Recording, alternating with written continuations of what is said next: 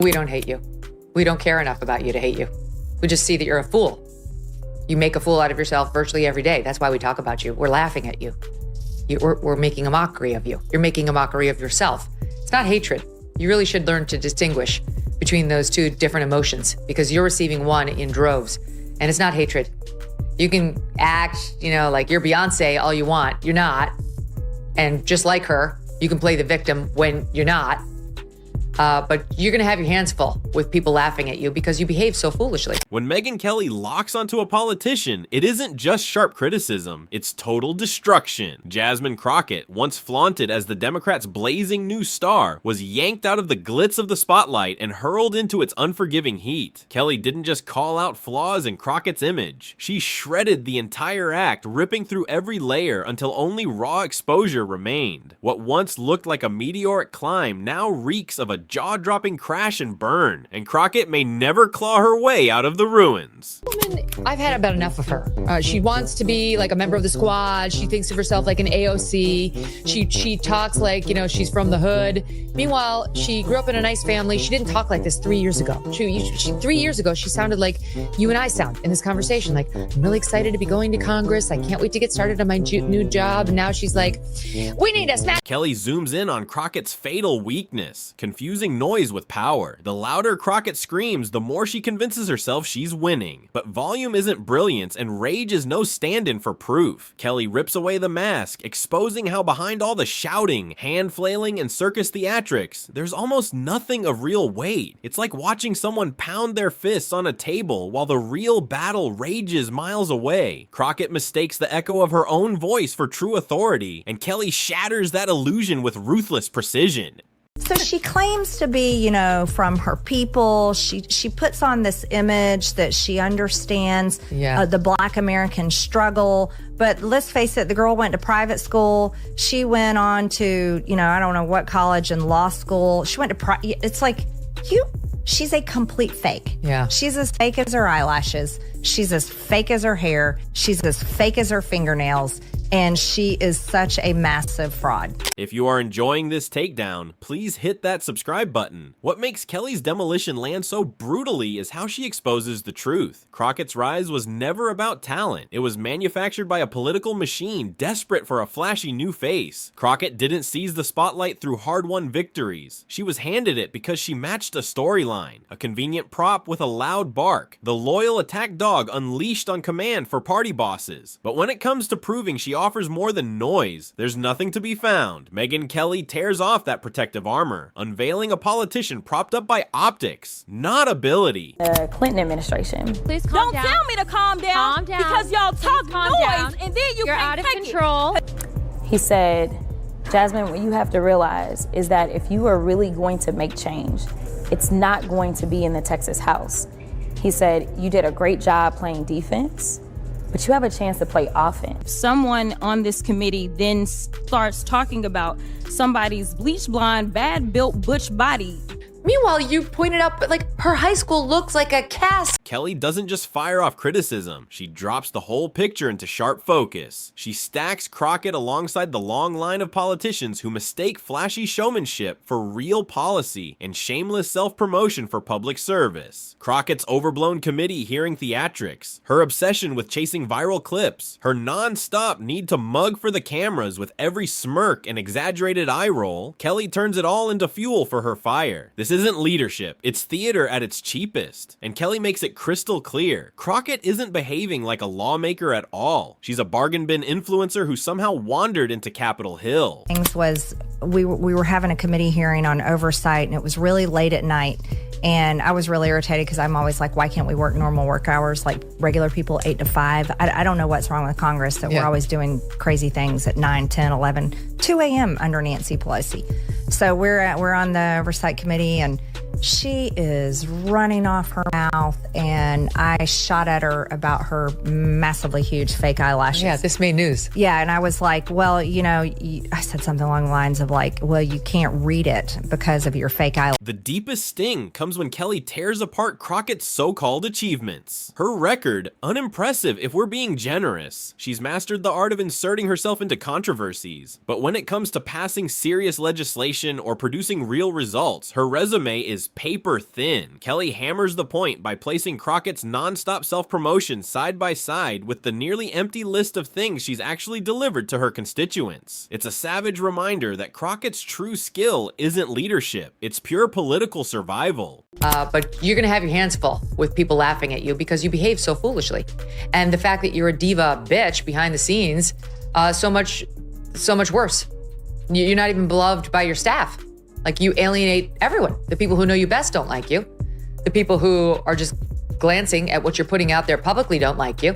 So who likes you?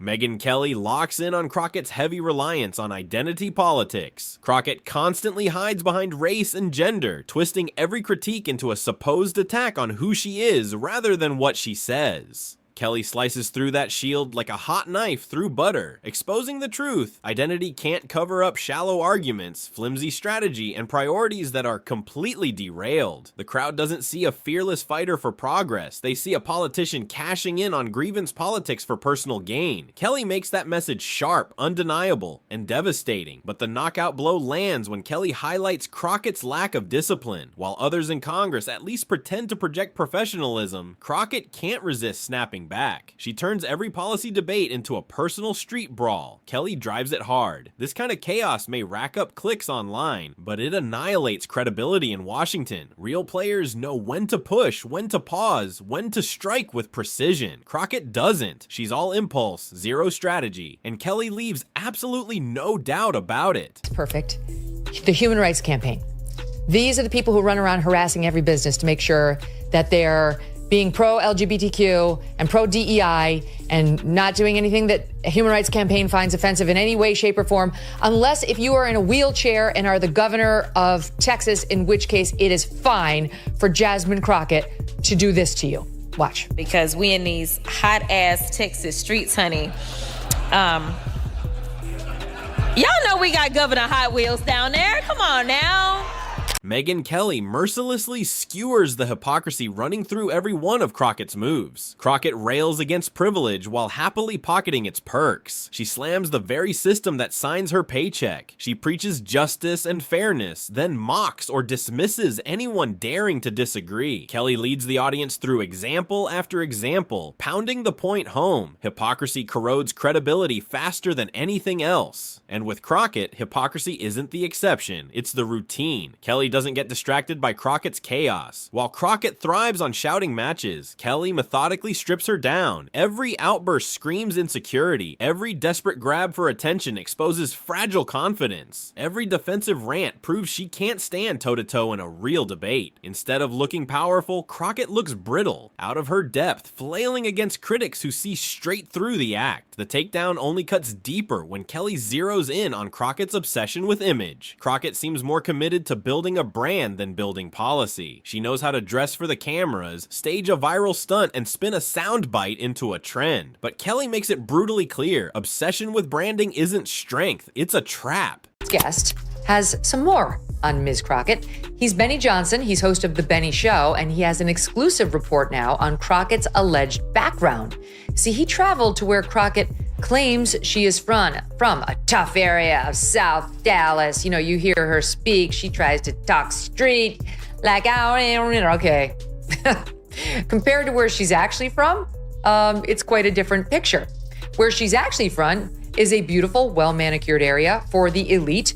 Crockett has built her career on short bursts of outrage, but outrage burns out fast. The same crowd that cheers her today will forget her tomorrow, leaving her scrambling for the next headline. Kelly pounds this point, branding it the political version of a sugar rush, all hype in the moment, nothing of substance left behind. Kelly then rips into Crockett's way of handling opposition. Instead of engaging critics, she demonizes them. Instead of debating policy, she smears people. Kelly makes it clear this isn't just lazy, it's toxic. It wipes out credibility and makes alliances impossible. Crockett may feed on division to stay relevant, but Kelly shows how that very division makes her powerless. After all, no one respects a wrecking ball if all it ever does is smash without aim. Then comes the cruelest twist. Kelly flips Crockett's supposed strengths into glaring weaknesses. Her quick temper, dressed up as passion, looks like immaturity. Her boldness, marketed as fearlessness, reeks of recklessness. Her defiance, sold as authenticity, is exposed exposed as raw insecurity. Kelly doesn't just criticize Crockett, she redefines her. The polished image Crockett tries to sell is torn away, revealing something far less flattering, a portrait of fragility, recklessness, and weakness. The only thing hot about him is that he is a hot ass mess, honey.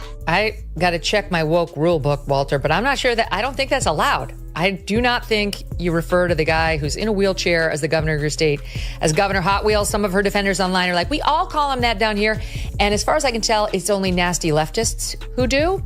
Not sure that gives you a pass.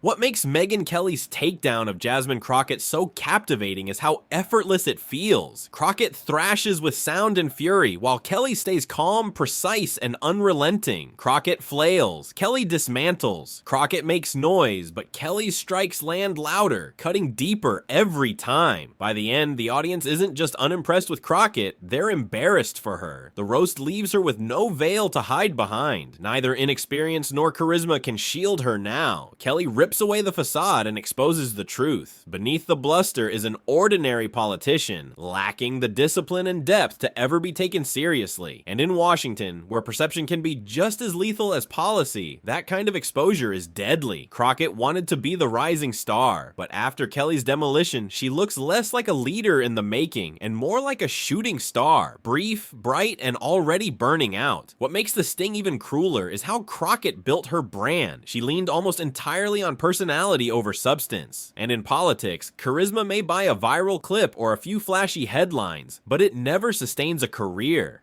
To become, instead of someone who dumbs themselves down or lies about where they come from to try to be more hood. Yes, that's what she's doing all the time. And she didn't talk like this before either, where she's like, y'all, I know, my homie, and I'm like, okay, that didn't exist. We ran tape from her. Before she ran for office, she sounded like a normal person. But now she's gone full street with the super long nails too, and like the lips and the gloss and like the eyelashes. She's really laying it on because she wants to be seen as like this down-home girl who... Kelly dragged that truth straight into the spotlight, ripping away the theatrics and leaving Crockett bare with nothing but the flimsy record she's been desperate to disguise. This is the brutal edge of political theater. Once the illusion shatters, it can't be pieced back together. Colleagues, rivals, even the media begin to see the person differently. Curiosity turns to skepticism. Enthusiasm collapses into eye rolls. Crockett's problem isn't just that Kelly roasted her. It's that Kelly did it in a way that confirmed what so many had quietly suspected but never dared to voice. It was an emperor has no clothes moment. And those moments don't fade. In politics, they stick and often become the only thing people remember. Kelly has effectively redrawn Crockett's entire political portrait. No longer the ambitious upstart shaking the system, she now looks like just another overhyped name destined to burn out as fast as she rose. How do you even like...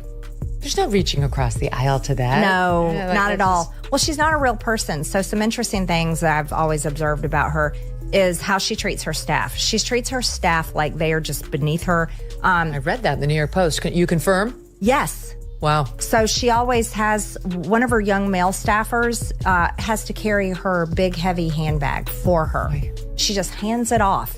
It's like, who? The lesson is harsh but undeniable. Without substance, every rising star burns out faster than it shines. Crockett's critics now hold fresh ammunition, her allies are racked with doubt, and the voters who once offered her the benefit of the doubt will watch with sharper eyes the next time she takes the stage. That shift in perception is lethal, and it almost never reverses. In Washington, perception is everything. The city runs on reputation, whispers in hallways, and stories traded behind closed doors. Kelly's roast won't just linger in headlines. It will echo in those hushed conversations. From now on, every stumble Crockett makes will be weighed against Kelly's dismantling. Every slip will confirm the suspicion that she isn't ready, isn't serious, and isn't capable of living up to the hype. That's how reputations collapse. Slowly, then all at once. Once you're branded unserious in Washington, doors slam shut, alliances crumble, and opportunities vanish before they ever reach your desk. Crockett now stands in the danger zone where raw ambition collides head-on with unforgiving reality. We know that we work for the American people, And what we not gonna do is stand around while they pull this that they trying to pull right now. Like, what do you, we have videotape. Why are you talking like that? No one believes this bullshit. And now she's graduated to acting like a thug. So congratulations, your term in the U.S. Congress is going really well.